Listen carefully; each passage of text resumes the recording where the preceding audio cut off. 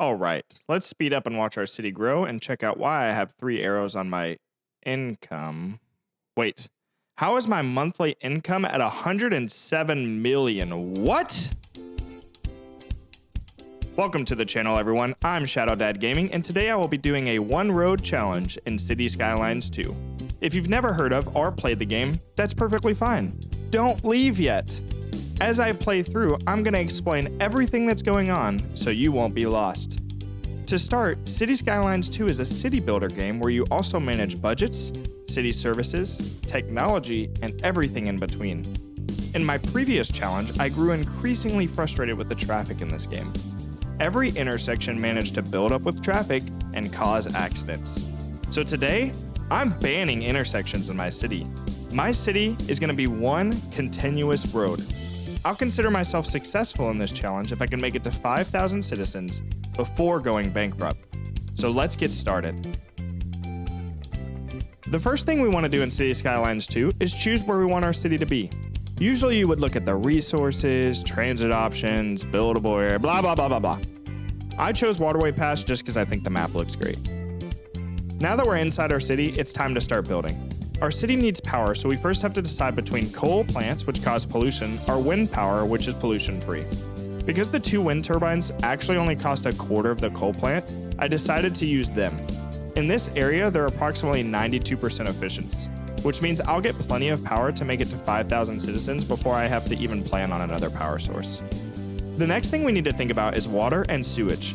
The arrows displayed on the river show the flow of water, so we want to place our sewage to the left so that it flows away from our city. We will place the water later, but it'll go further up the river to avoid poop in the water. Now that utilities are planned, let's build our road. In order for our population to grow, citizens need houses. If they have to drive 600 miles down our one road to get to their house, our population will slowly grow purely just because of the time it takes for them to get to the house. For this reason, I'm going to plan for residential at the front. Then I'll create a bridge to go across the island to create my industrial zone. These zones create pollution, so the river will kind of act as a buffer from our houses.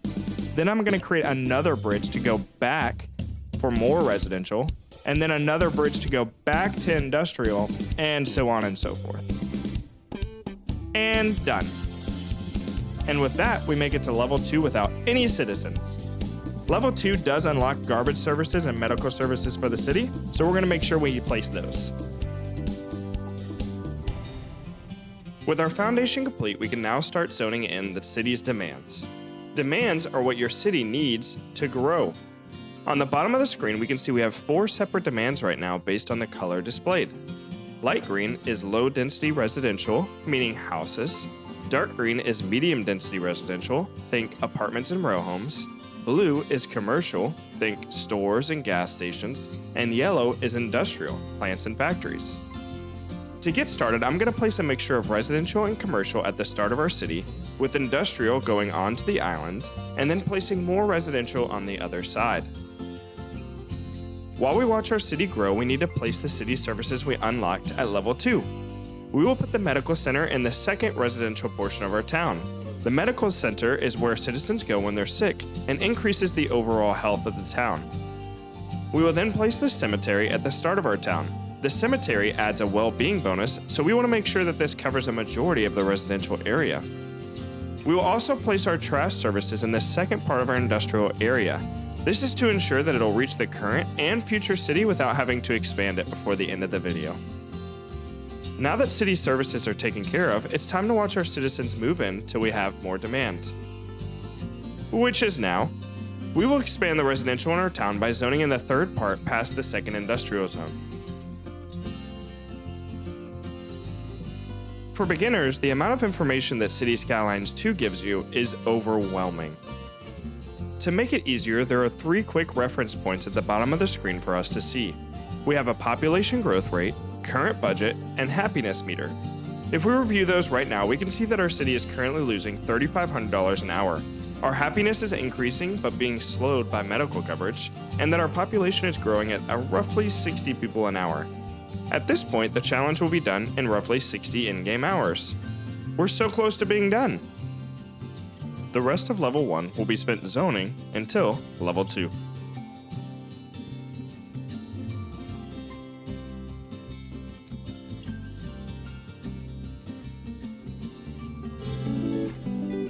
So with level 2, we get a stipend of money to help us fight off bankruptcy. We unlock the education service, and we get a few developmental points. Development points are used to unlock technology to expand your city and make it more efficient. For this town, we're going to focus on unlocking large roads so we can place down 8 lanes. Now that we have those, we can use the upgrade tool in the road options to upgrade all of our roads. Unfortunately, since we are increasing the road size, it's going to destroy pretty much everything we've already built. So, welcome to the One Road Town, version 2. With roads upgraded, we're going to place our elementary school and our high school. I always place the high school and upgrade it immediately with the sports stadium. This increases the well-being and land value of the homes and businesses around it. It costs a little extra, but in the long run, it's worth it. Hopefully we don't see it come back to haunt us. One of the challenges with the One Road Town is travel. Our citizens have to get into their cars and drive all the way from their homes to get to work and to the stores. To try and resolve this, I'm going to place a lot of walking paths between the roads to increase walking and decrease the amount of cars in our city. After that and some zoning, we have made it to level 3. Again, at level 3 we get a stipend, development points, and we unlock fire and police services. We're just going to place the fire department here and police here. I don't think those buildings really need explanation. So we're going to use some of the time that we have in level 3 as our city grows to do some zoning, but primarily focusing on the walking paths. Well, nobody saw this one coming. We're going to use some of the development points I saved to unlock highways, and we're going to fix the entrance into our town.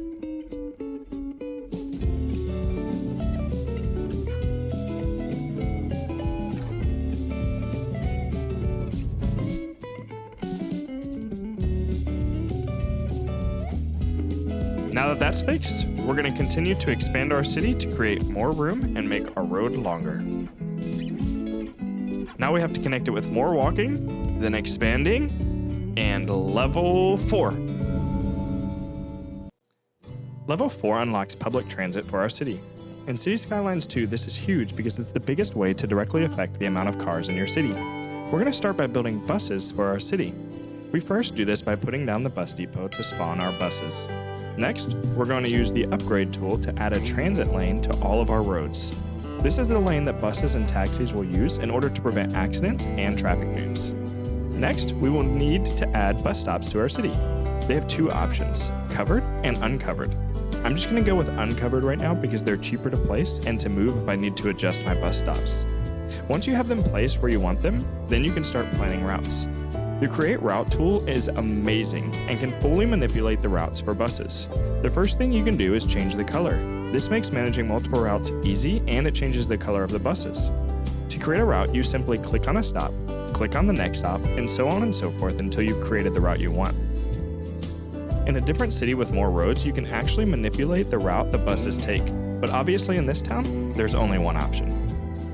As we create these routes, we can see that my income bar at the bottom of the screen is at a red arrow and occasionally flashes to a green arrow, then goes back to red. What this tells me is that our city is super close to leveling out between making and losing money. Hopefully with this, we see the change of bankruptcy disappear. We're now going to place a taxi depot. Before this, we still had taxis coming in our town, but without this depot, they're actually outsourced, which means we make no money. And they stop wherever and however they want. With this depot, we will make the money off taxis, and we're able to place street signs telling them exactly where they can and can't stop. With some of our development points, we unlocked parking lots. I'm going to set these down to decrease the amount of traffic parked on the side of the roads. And with that done, we're going to place the subway depot so we can create a subway system. And with that placed, it gets us to level 5.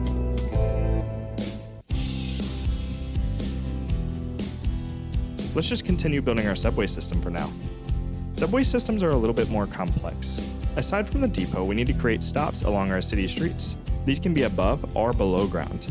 Once these are placed, we need to create railways underground to connect all the stops.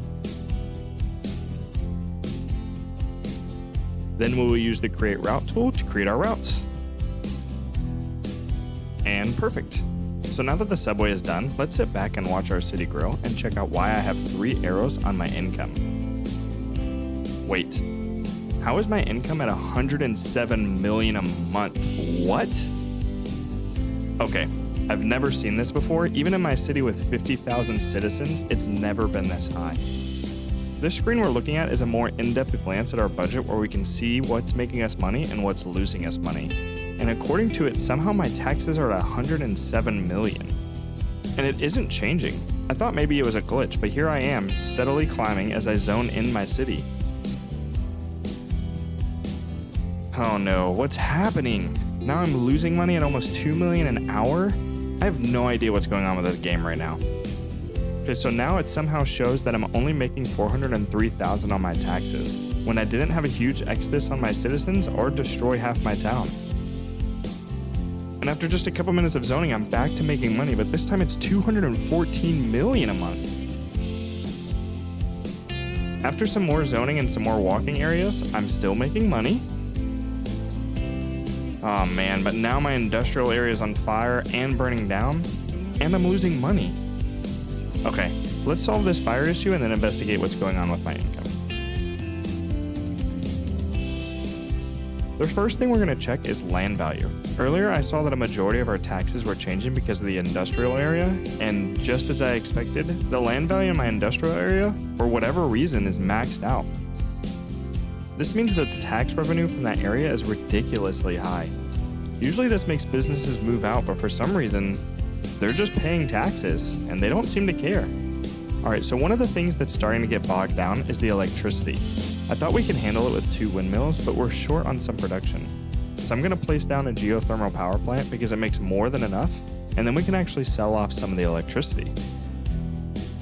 So I think we're at a great spot. We're making an enormous amount of money and watching citizens just pour in. I think this is a great time to just see how much money I can make and coast into 5,000 citizens. You know, looking at some of the demand, I may just build a farm here to offset some of our demand. Well, unfortunately my game crashed as soon as I clicked to place that farm. I don't know if you would consider it a success since we only made it to roughly 4,900 citizens, but I did manage to break the game and we finished with roughly 101 million on our budget, so it wasn't a failure because of bankruptcy. Well, anyways, thanks for watching, and if you enjoyed the content, please subscribe, leave a comment for feedback, and we'll see you next time.